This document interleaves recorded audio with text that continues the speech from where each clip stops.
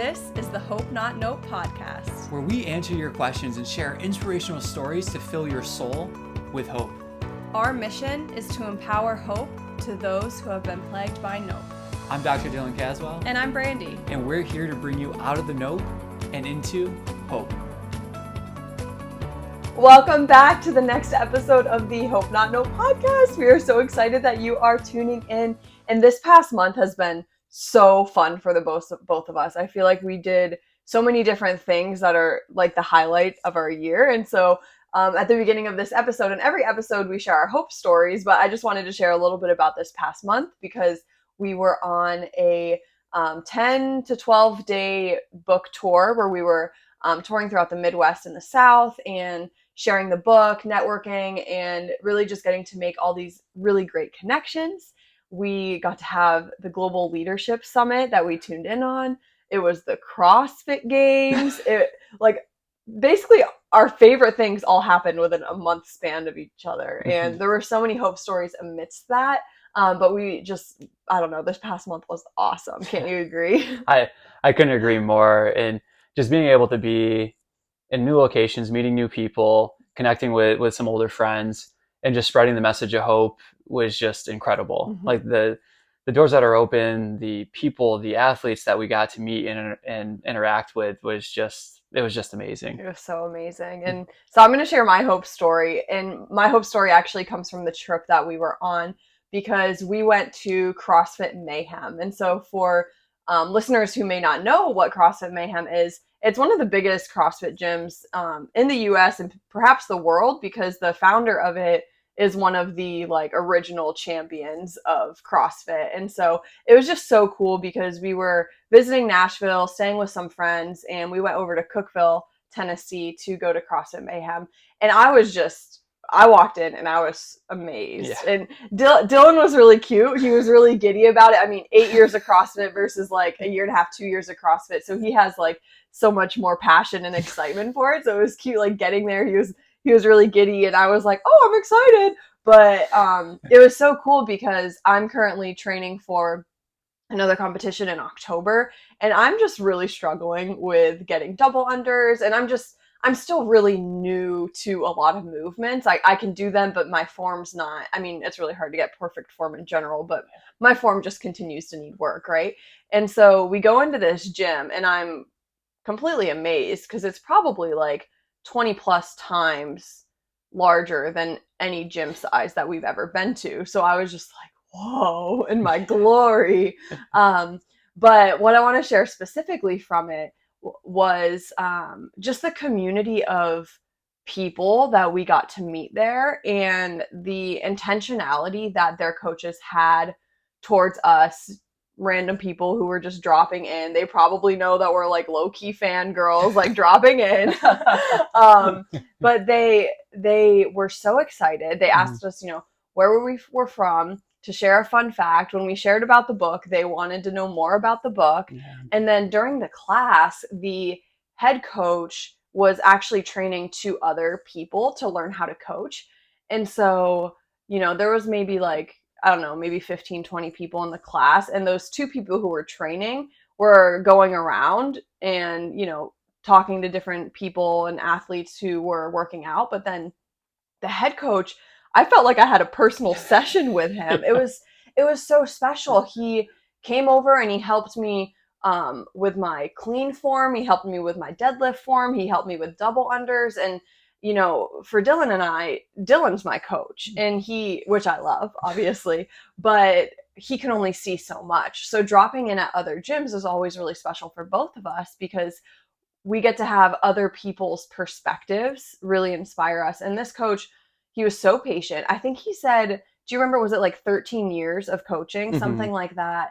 And he was so kind and he helped me so much. And I was able to take away so many different things from that experience. Yeah. But what I loved most about it was really just he didn't have to do that. We've dropped in at probably over 10, 15 gyms together over the past couple of years, if not more.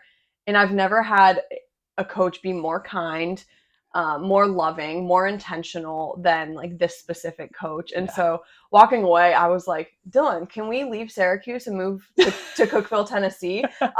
Probably not happening anytime soon. And his mom, when she listens to this, is not going to be happy I just said that. But I really just, it was such an amazing experience. And so you can comment on that because you were there with, but I also want to know your hope story too. Oh, amazing experience. Like Brandi said, we've been to so many different CrossFit gyms in different regions of the country, and each one kind of has its own thing that makes it unique. And Mayhem being such a big, large gym that is very, very much in the faith, you're like, okay, I want to see this and see what it feels like to be there. And I would say even before the coaches got there and we walked in, you could feel that this place was different. Yeah. You could feel the love, you could feel the community support.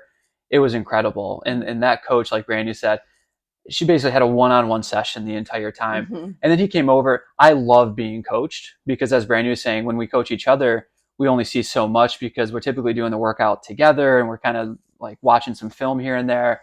But having another set of eyes, another perspective, like he came over, gave me some cues that really helped me out, that we got back and I'm like hungry. I'm like, okay, I need to go work on this thing, because great coaching and the way that it was delivered was in such a positive way. So phenomenal coaching, phenomenal experience. As Brandi was saying, we just had an amazing trip throughout the Midwest.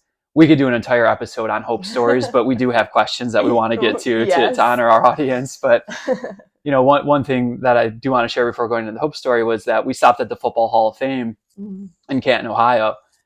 If you ever have the chance to stop at the Football Hall of Fame, it is so worth it. The price of admission, kind of, you look at it, you're like, I don't know. It's so worth it. So many different things that you can look at, so many different interactive things. But the one part I want to bring up is that in the pursuit of perfection, you can catch excellence. And like you're saying, like, I'm learning, I don't have perfect form. We're never going to have perfect form. Yeah. And we're not going to go and say that our goal is perfection. We're going to chase it and then maybe catch some excellence along the way. And that is CrossFit Mayhem. Yeah. They have chased perfection. No one is perfect, but they have caught excellence and they have maintained excellence for many of years. So one of my hope stories actually comes from the CrossFit Games. I love the CrossFit Games. One of my cousins, he works most of the year to take time off for March Madness. I do this for the CrossFit Games. Brandi does this for the CrossFit Games. Like we work through the weekend so that when the CrossFit Games comes, that Wednesday, Thursday, Friday, Saturday, Sunday, we can lock in and watch the CrossFit Games. The reason I love it is there's always at least one moment that kind of identifies the games and shows us what it's all about. This year's moment was from a competitor from CrossFit Mayhem, whose background story, I don't know all the details, but I know that he's from Russia. He was having trouble getting overseas from Russia to the US to be able to compete in the CrossFit Games. He's qualified for many years. And last year was actually the first year that he was able to come over and compete. But in doing that, his wife and his son, they were still back in Russia. So he came over to compete, and he's doing this for his son and for his family, but his son and his family aren't able to watch this. They're not able to be there with him. He doesn't speak pretty much any English at that point.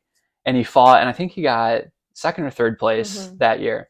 So he came back this year, and he was, almost the favorite to win, especially after the first few days, because the defending champ, Justin Medeiros, kind of fell off. And Roman Kronikov just was crushing these events. He was awesome. Running away with the competition, almost like Matt Frazier-esque.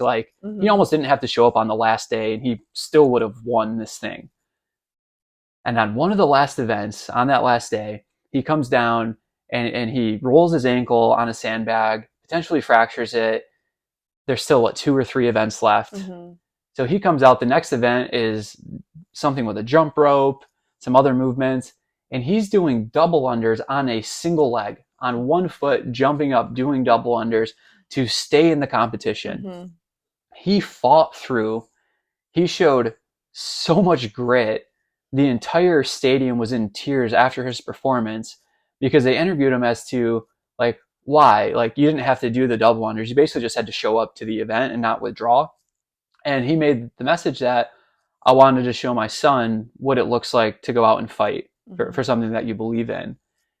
And it was just so emotional. And Roman's just such a great guy that you couldn't help but feel for him. Like, this guy's dedicated his life to this, and he has this one little slip up that he rolls his ankle on the bag. But here's the best part. He still gets third place overall because of all the points that he earned earlier on in the weekend. So that him just showing the grit was incredible. Like, his perseverance and willingness to just keep showing up. He comes out with a walking boot on when they're going to be doing these double unders. Like, what? Like, wow. So that's one hope story from the CrossFit Games. And then also commenting on the trip, like, we got to meet new people and we got to catch up with old friends. One friend hosted us, and she's a phenomenal supporter of the book. And she mentioned to us, I hope not nope my physician.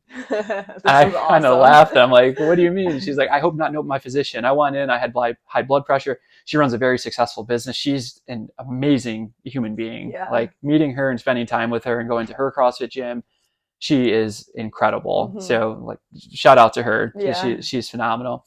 But yeah, she goes, I hope not nope my physician. I'm like, what does that mean? She goes, well, I was stressed. The stuff was going on with the business. I had high blood pressure. They wanted to put me on these medications. And I said, wait, no. Let me address this. Let me take care of this. I'm stressed. I have this going on in my life and all this. And so she came back. She took better care of her internal load. Blood pressure was back down. Didn't need the medication. And she's like, I bring your book with me to the physician's office and show him. I hope not noped you. And that made me so incredibly happy. And then my last hope story was that we actually got to meet up with one of my childhood friends and high school buddies that lives in Nashville. He was our team's point guard. I was our shooting guard. He was our shortstop and pitcher. I was our second baseman, center field. Like, him and I, he moved to the school I went to in like 7th grade, and we became best friends. So we got to catch up with him and meet his wife, and it was just phenomenal. And so shout out to Andy, because he is a huge supporter of the book, a huge supporter of the podcast. He does amazing work down in Nashville, and it was just amazing to catch up with him. So, like I said, we could go on the entire episode with hope stories, but there are questions that we'll get to, but we could just keep going back to that trip of hope stories. There was a giant rubber duck on a roof in Cincinnati. Like, I wrote that down as a hope story, because I'm like, I've never seen a rubber duck on top of a building before. And it was a massive rubber duck on top of a building. So I'm like, wow, that's pretty cool. There's all these little things that you pick up on these trips. Yes. And we road tripped. And so it was so fun because, we went Syracuse to Columbus, Columbus to Lexington, Lexington to Nashville, and then to Cookeville, and then back to Nashville, and then to Columbus again, and then to like Central PA, and then back to Syracuse. And so it was just an awesome road trip. We got to see so many amazing people that we are friends with and experience so much kindness from absolute strangers. And it was just such a gift of, like, truly knowing that there are good humans in this world, and that people just want other people to, like, be happy and to enjoy their lives. And I feel like if I were to sum up the trip in anything, it was really that. Like, we wanted to enjoy our life and to, bless as many people as we got to encounter. But in doing that, a lot of people really just blessed us. And, oh man, I could share so many stories. So many stories. But I think it's good that we just say thank you to everyone that hosted us and interacted with us. CrossFit East Nashville, we got to meet Brooke and Sydney Wells. Their community, their coaching was absolutely phenomenal. Great experience there. CrossFit Hendersonville, the CrossFit gym in Columbus that we dropped into, Grove City Fitness. Their coaches were great. Their community was great. Meeting up with our friends that hosted us, the strangers that we got to meet and interact with. CrossFit Maximus. It was in Lexington. It was just, we met so many great people. The random guy we met in the parking lot at the restaurant that we were talking to about the book, got to chat with him a little bit. So just thank you to everyone that, kind of went out of their way to support us and be there for us and really show us what community, and one of our core values is showing up for people. And so our goal is always showing up for people, and just having the example of the people that have showed up for us and continue to show up for us is just phenomenal. It is. Yeah. All right. So let's hop into the hope stories. Our questions. Let's keep it going. Okay. Let's hop into the questions because we could keep sharing about hope stories. So this one is from a listener named James, and he says, I'm wondering in my workout if I should use dumbbells versus barbells. or barbells versus dumbbells? Is there one that's better than the other? James, great question. Very easy answer to this is that no, one's not better than the other one. The other side is that one can be better than the other one depending on what your goal is, what you have access to, and what you're going to be consistent with. So there's big debates, dumbbell versus barbell. Dumbbells are safer because if you were to fail a rep, you can bail on it easier. For example, let's take like a classic bench press. If you're on the bench and you have dumbbells and you're pressing it up and you kind of get stuck, I can't press this anymore, I'm at my limit. Well, you can just drop them and they're not going to come down on your midline. They're not going to come down on your body. They're just going to crash to the floor. Except my one friend that hit himself in the face. Except for your one friend that hit himself in the face with that. Shout out to Austin. There's always special circumstances. And Austin, thank you for showing us that special circumstance. But with a barbell, for example, if you go to fail a rep, it's going to come down and the bar's going to be coming across your midline. You're going to be taking load in through your sternum and through your chest. Now you can get out of that position if you don't have clips on it. You can push one side up a little bit so the weights fell off and then the other side, which is another thing I'll just throw out there. A lot of times people are saying, make sure you work out with safety clips, which is absolutely true, unless you're working out by yourself. Because if you're working out by yourself, having the clips off becomes a safety measure for you to get out if you do get stuck. Now, with that being said, I used to get stuck under the bar all the time. And it was because I was ego lifting and not listening to what my body was saying for that day. So I programmed I'd have, we're going to hit 95% of your 1 rep max of a bench press. And I was having a day that I was feeling like maybe 70% I can hit. 80% feels extremely heavy. Well, let's put on the weight. Guess what? Failed that rep. You never want to leave the court with a missed shot. You never want to leave the gym on a missed rep.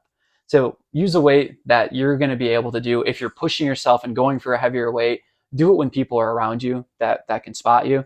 So for safety reasons, dumbbell versus barbell, dumbbells tend to be safer than a barbell. If you are using a barbell, don't worry too much about the clips so that you can slide to get the weights to drop off to get out of that position if you get there.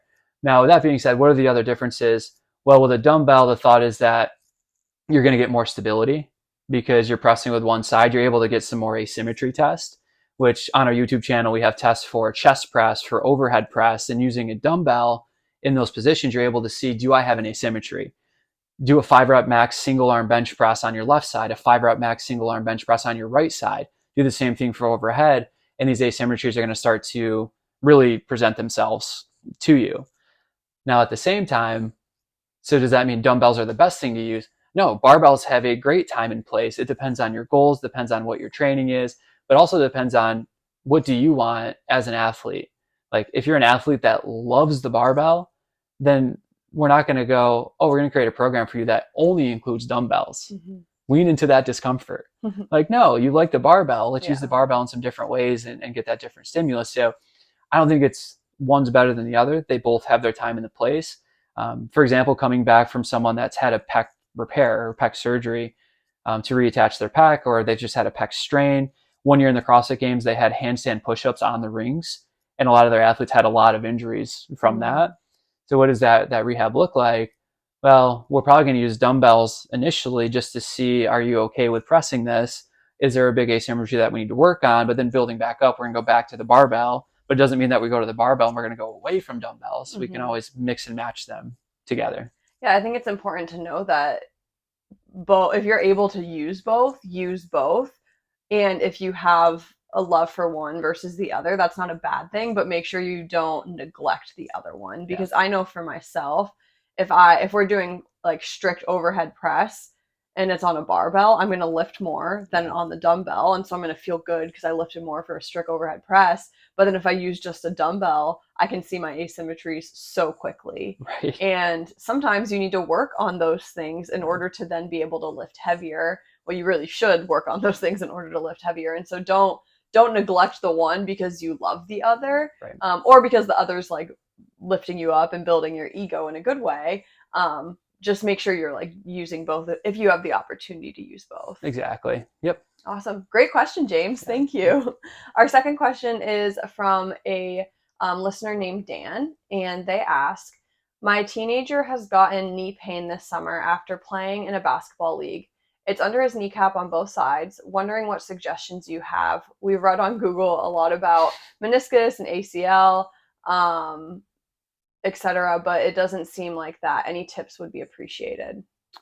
Dan, thank you for the question. I feel like that goes around a lot in the summer. Yeah. So, you And know, Googling. and Google can be a scary place, right? We have access to all of this information, but we're not really taught on how to look through the information and what patterns emerge, and we've talked about this before, but what research do I follow? And Yeah. we tend to go to the scariest things first, and we forget to look at the simple patterns of things.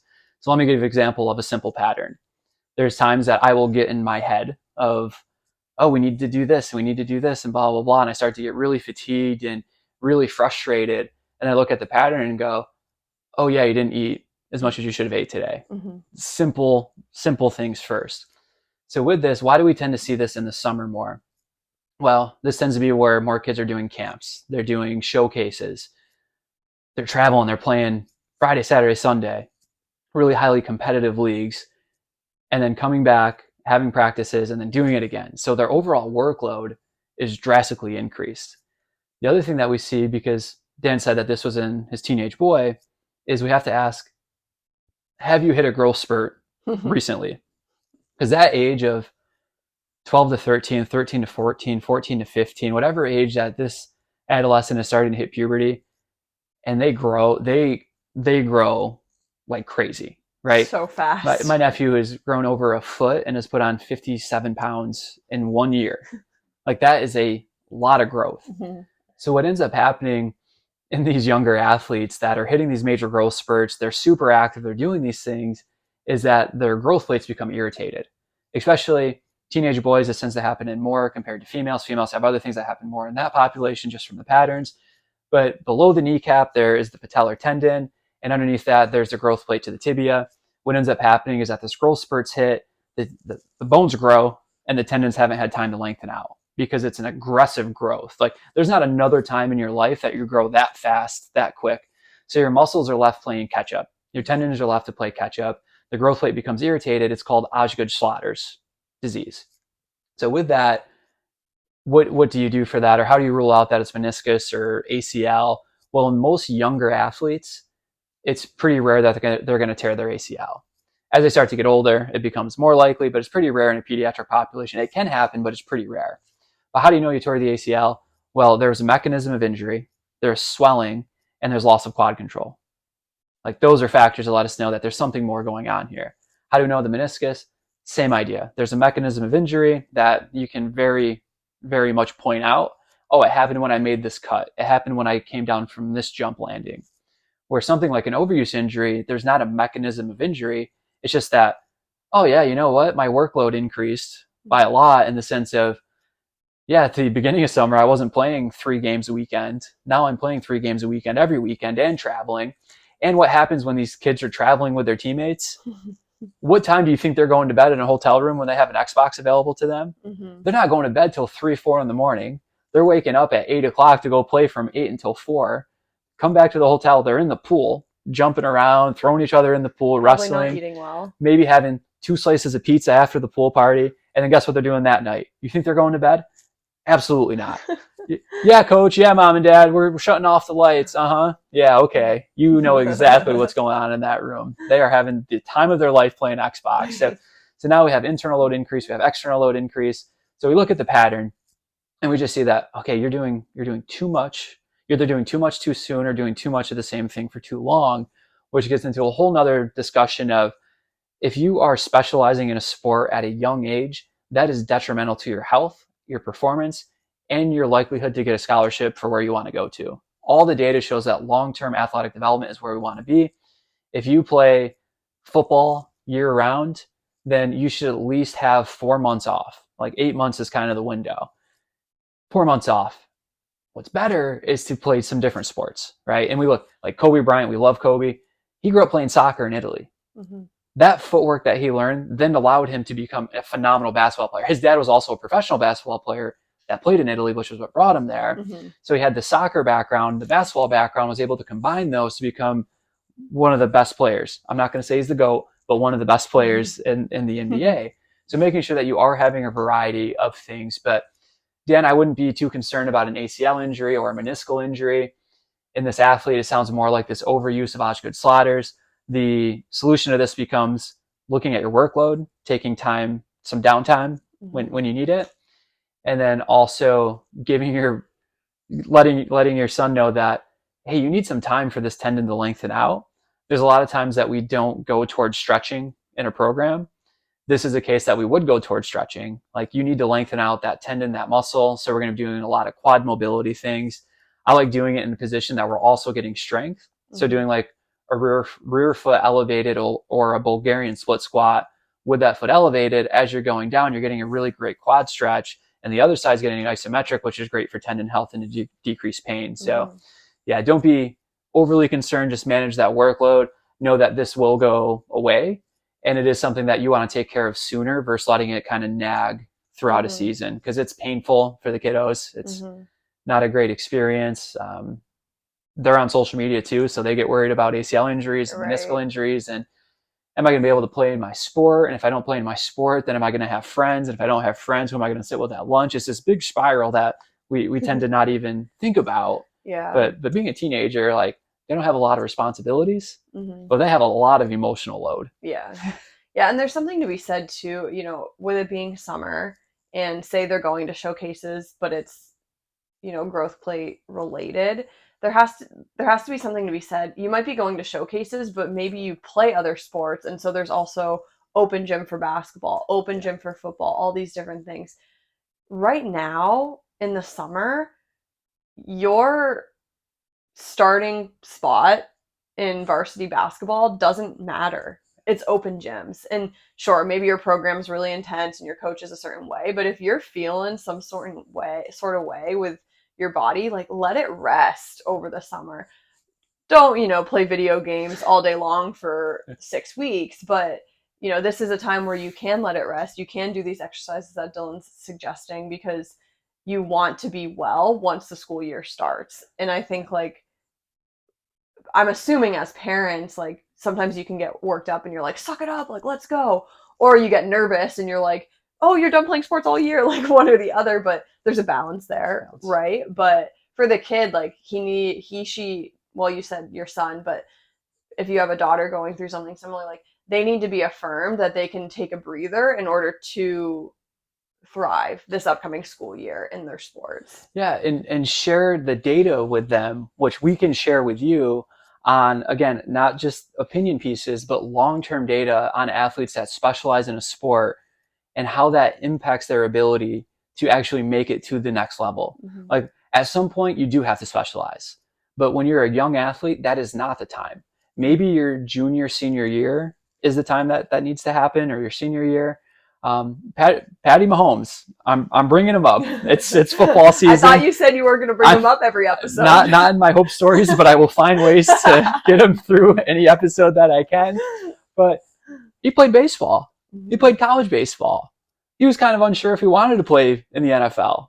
He was thinking of a baseball career. His dad was a professional baseball player. He was leaning towards baseball. And now all the things, the different arm angles, the different arm slots that he throws the football in, he learned from baseball, college baseball. He did not specialize until he got to his later years in college and then in the NFL. He doesn't play baseball anymore. He he focuses on being the best quarterback in the league. Right. So know that, like, an athlete can get worried. I want that D1 scholarship. I want to make it to the Olympic team. I want to make it to the pro team. Like, beautiful dreams, phenomenal dreams. Let's get you there.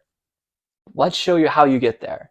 And how do we do that? Well, understanding how other people have got there gives you a blueprint to what you need to be able to get there. So showing them these elite athletes, the best of the best. I'm going to back up. The only exception is gymnastics and figure skating. Okay.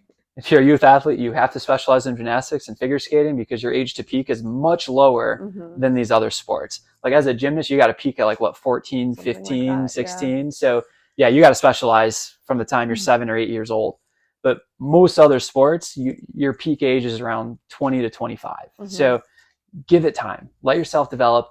In these off seasons, get stronger, get faster. If you're a teenage athlete and you sleep 8 hours a night, you wake up at the same time every day, and you're in a weightlifting program and you're eating the amount of calories that you need, and they're not empty calories, they're actually providing nourishment. Yeah. You are so far ahead of the game. like so far ahead of the game. Yeah. Like take care of those things. Yeah. Like playing year round in these showcases and then your high school season and then showcases, at some point, maybe it does need to happen, but it doesn't need to happen until you're a bit older. Right. I'm sorry, if you're 9 years old and you're the best one on the team, it's pretty rare that you're going to make it to the next level, because by the time you're 12, you're going to have an injury. And it's like the Little League World Series we've talked about. Yeah. Exactly. Like some of these players, they go on and play in the pros and they come back and celebrate. Like, oh, I remember when I was in Williamsport. But for the most part, the kid that's the best in these young sports, 7, 8, 9, 10 years old, they have injuries that just keep piling up. There's so much pressure put on them at a young age that they don't really understand. They're just like, hey, I'm playing because it's fun. It makes my friends happy. It makes my parents happy. So like, I'm going to keep playing. But then they get older and people are getting a hold of them and emailing them. And I mean, there's some youth athletes that are getting sponsorships now and like all these things. It's great, but like, they're not going to make it. We almost want the late bloomer. Yeah. In athletics. But yeah. Great. Yeah. Dan, I hope that answer is helpful for you and for your son and everything he's going through right now. Our last question is from a listener named Peyton, and they ask, how do I grow more in confidence? Wow, Peyton, that is a great question of how to grow more in confidence. And what I'm going to do is actually I knew you were going to turn this back to Brandi. Because what we do every year, and then you can turn it back to me because I have an answer for it as well. But every year we sit down at the beginning of the year, New Year's Eve, New Year's Day, we just reflect on not so much a resolution, but what is the word that sticks out to us this year, and how do I work on that?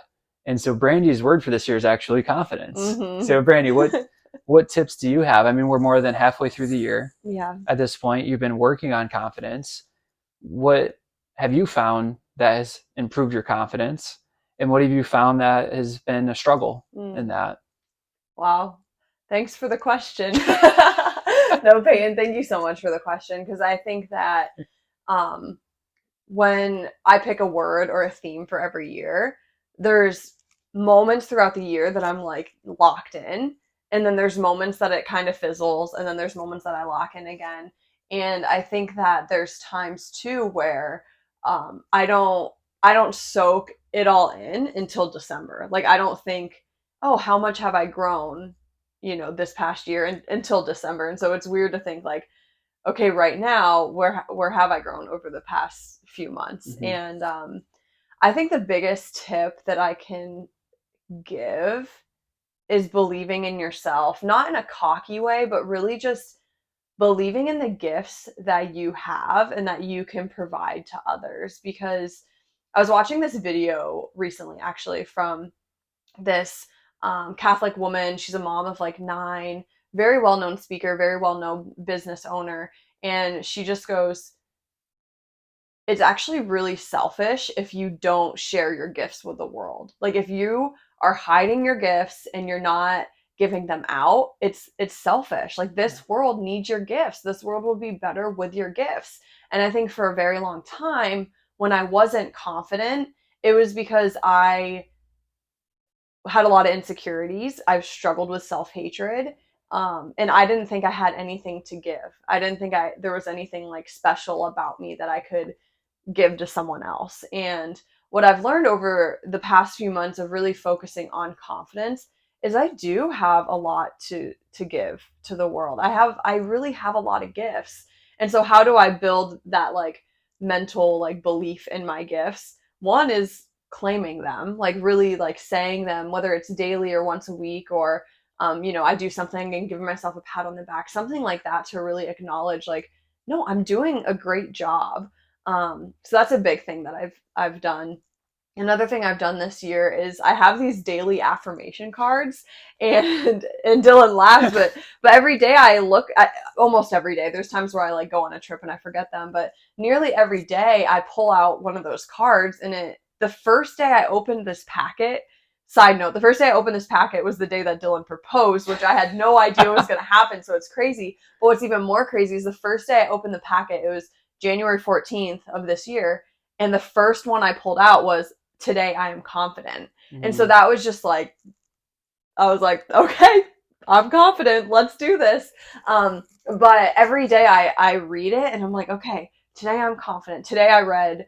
Today I'm healthy. My mind, body, spirit is healthy. And so every day I read those and I claim that. And then I actually, this may sound funny, but every morning when I wash my face and I put on like my moisturizer, I do daily affirmations in the mirror. And I think that that has helped build my confidence so much because every single day I'm washing my face and I'm saying either you use you or I use I depending on the day, but I'll say you are loved, you are confident, you are beautiful, you are strong, you are supported. And so those things have really gone a, a, a long way. And the last thing I could probably say a bunch of things, but the last thing I'll add is it's really easy for my confidence to go down when I feel chained to things in my past, or things in the present that are triggering belief systems that I had in the past. And so whenever, say something happens and whether it's like an argument with a friend, well, I don't want to say argument with a friend, but just like some sort of conflict in my life, whether it be friends with family or even just noticing it in the world, sometimes that can make me feel or allow myself to feel chained to whatever that emotion brings up within me. And what I've found is to grow in confidence, to grow as a confident woman, I need to be free of those things that used to chain me. And so I feel like this year I've been doing the affirmations, I've been claiming my gifts, but the hardest one is to really allow myself to be free of things of my past. And I think that's something I've been working on for years and years and years, but it's coming to a new level, because I don't have these crazy, I don't struggle with my eating disorder daily. I don't struggle with self-hatred daily or anything like that, where in the past, those were things that really changed me. My depression, anxiety really changed me. Where now it's simple belief systems that, oh, I don't have, anything to give, or oh, I'm not supported or valued by people that I give so much energy to, or whatever. Like there's these different things that either I believe and they are true, or I believe and they're not true, that chain me, and that brings my confidence down. And so I think growing as a woman in confidence has been like the hardest thing, but the most important thing has been allowing myself to truly be free of those things. Yeah, it's amazing because the card I pulled this morning was today I'm special and have unique gifts to give the world, and like so it's perfect. And there's so much beauty in what you said and working it, and the way that this question is phrased. How do I grow more confident? I don't know if we're ever actually confident, because there's areas of your life that you're confident in, but then there's other areas that you continuously need to grow in. And I would debate that if a person said overall in every area of my life I'm confident, I would say yes, because you're complacent. You haven't picked up a new challenge to bring yourself forward. And that's partly why we love CrossFit, is like you can have a level of competence in each movement. And the minute that you become confident, there's a workout that humbles you, even at the highest level. Yes. that these athletes get humbled. But at the same time, I would say that there is times that we can achieve confidence. And a lot of times in our work, it's when people are coming back from an injury, in the sense of, we're talking about knee injuries earlier, so maybe we'll just use ACL. I'm afraid to get back on the field because the last time I was on the field, I made a cut, and the cut that I made, we're playing this team and the person was wearing red and they were wearing number 12, and I wanted to make a cut in front of them. And that's when my knee gave out on me. And then since then, my life has changed. I've been in PT, I've had surgery. It's been 9 months, and now I'm able to get back out on the field. I'm afraid. Well, the reason that you're afraid is maybe because the work hasn't been put in to give you that confidence. So with some patients that share a story like that, when we're working with them, I'm putting on a red jersey. I'm writing number 12. I'm getting in their face. I'm giving them some contact. I'm trying to reverse engineer and create the environment that they're going to be going into. CrossFit Games athletes, I don't feel confident about the weekend. Well, did you put the work in to be able to perform to the capacity that this competition is calling you to perform at? Because if you haven't put the work in, then you shouldn't feel confident, because the effort wasn't there. And in the book, we talk on self-doubt a bit. And one of the quotes that I really enjoy is that For example, if you are lacking confidence and you want to paint, like you want to say that I am a painter, but you lack confidence in it, the best way to get over self-doubt is to start painting. Mm-hmm. Start making small action steps towards what you want to become. The Football Hall of Fame, there's this really cool hologram that came out, and it was Don Shula, Vince Lombardi, and what was the other coach? I'm missing one. Joe Namath. Yeah, Joe Namath came out, and Hollywood Joe, and it was just pumping us out. Fabulous. It was incredible. And then you walk out of the locker room, and there's a sign that says, the game of life starts today. Mm-hmm. Like, go live a Hall of Fame life. And that was so moving because it takes action. If you want to become more confident with a lift, you have to put the work in for that lift, mm-hmm. and then the self-doubt will be put to rest. If you want to surrender your past, get rid of these shackles, this is where that whole concept of nope comes in. Mm-hmm. The reason that we don't have confidence and don't believe in ourselves is because the world has taught us to not believe in ourselves. Mm-hmm. We have to go back to that point of rejection. We have to realize the environment that was around us and where that rejection came from. We have to work through that rejection. We've been playing with this meditation of bringing people to that rejection and then being there for themselves when they felt like nobody else was there for them. And then changing their perspective on, let's look at that person's eyes that rejected you and told you that you're not enough, that told you that you can't do this, that you're not made for this. And let's just look in their eyes, because their eyes are going to tell you this story. Mm-hmm. Their eyes are going to tell you that I'm sorry for putting this on you because I'm not in a good place in my life. Mm-hmm. I'm taking my frustrations, my nope out on you, and that's not fair. You have no idea how much I regret this, but this is the information that I had available to me at this time, and I'm sorry that it hurt you. Like, we have to forgive those moments. Mm-hmm. When we forgive those people, those events, those things, we're now able to move forward into confidence, because now we start to realize that, I had this feeling like I was enough this whole time. I had this feeling that I could grow into this thing, that I could go and achieve this dream or the success that seems so unreachable to me. Mm-hmm. I know I've had people in my life that have kicked me in the butt and said, you are underperforming for what your potential is. Mm-hmm. I didn't know what my potential was until someone kicked me in the butt to do that, and then held me accountable to go and do those things. But along with that, I had to put the action in. Yeah. I had to go back to those rejections. Why do I think I'm only capable, and nothing to be said like poorly about an associate's degree, but why was I limiting myself at an associate's degree? Why did I not even think that I was worthy to go on to get my bachelor's degree, or to get my doctorate, or to then get my sports specialty? Like, why did I limit myself? Well, because other people have limited me from how I grew up and where I'm from, and being at one of the poorest schools in central New York. Like, you don't go to do those things. Mm-hmm.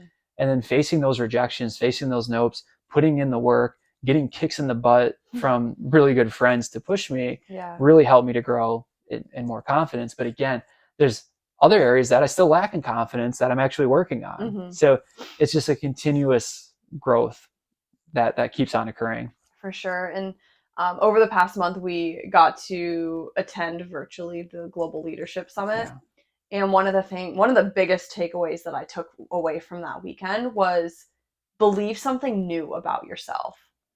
And I think to grow in confidence, everything you just said, everything I said before, one of the biggest key is to believe something new about yourself.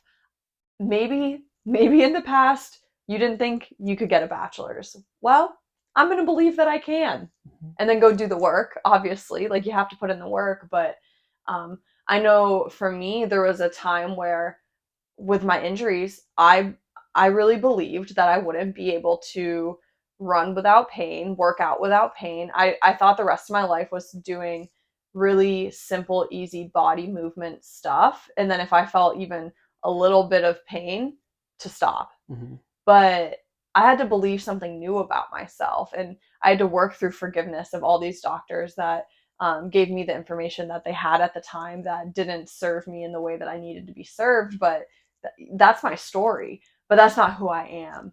And to believe something new in myself, that's where I've been able to grow and more confident. And every time I use the words I can't, or I'm not that way, or I don't have that gift, I have to like check myself, like, okay, maybe I don't feel that way currently, but can I believe something new in myself and then grow into those places? And so, Peyton, how do you grow in more confidence? Take this wisdom that we shared with you, but really believe that you are a confident person. Yeah, and last point on this, but beautifully said. I remember when we first started working out together and I started coaching you, I'd write a workout and you would say, I can't do that movement. And I would get so frustrated. I know. And I'd say, Brandi, I understand right now you don't have the capability or the capacity to perform this movement to that level. You are going to be able to do that. And here's the building blocks to be able to do that. But none of this works if you keep saying, I can't do this. Like, you have to believe that you can do this, because there's a lot of evidence in the world that's going to tell you that you can't do this. So if you start to fall for that, and we all do at times, like no one's perfect. We all at some point get in our heads and just, I can't do this. It's too big of a calling. I don't have the resources. I don't have this. I don't have that. Like, it's going to happen at some point, but get off that track and go, I can. I don't have what I want, but I have what I need. And when you are limited, that drives innovation. And when you have innovation, you can soar. Like, your creative brain and you're working at it, you can do it. So like, you can do it. I don't want it to be this like pump up motivational speech of like, get out there, like you can do it. But the truth is you can, but just don't take it all on at one time. There's building blocks to this. That in the GLS, Ryan Leake was saying, there's levels to this thing. And there's, you know where you're at, you know where you want to be, you want to get there. Straight line trajectory, better every single day. It's not how it works. There's levels. You get to this level and then you get a little bit more. You get to this level, a little bit more, and then you will get to that point. It's not a matter if you'll get there. It's a matter of when you'll get there if you keep leveling up and learning and sculpting and learning and keeping that moving forward. Awesome. So take your first step in confidence today, and take your first step in this new life and believing in yourself and growing into the person that you want to become. Because the Hope Not Know podcast and our goal is to empower people, to really empower them to live the life that you're meant to live. And so we hope, Peyton, that you can do that you can grow more confident and become the person that you want to become. And we thank you for submitting your question, because that helps us to continue to grow and to share this message and empower more people that need it. And so thank you everyone for submitting your questions. If you are listening and you have a question, head over to hope.nope.org where you can ask us a question and you'd be featured on one of our upcoming podcasts. And please rate, review, subscribe, share this message with people, because people want to grow in confidence. They want to grow as the person that they want to become. And so we hope that we can do that for you and empower you a little bit to do that, but you have to kind of take it and share it with the next person to really spread this message. And so thank you so much for tuning in, and thank you for giving us the opportunity to be here today. You remind me of a quote from Christina Previtt from like a year or 2 years ago when I was talking to her. I've never met somebody that said, wow, I wish I was less prepared and less confident going into this activity or event or things like that. So as Brandi's saying, like, take that step into it, grow. It's difficult, it's challenging to do, but it is so worth it. And we're here to empower you. We're here to empower those that have been plagued by nope with hope.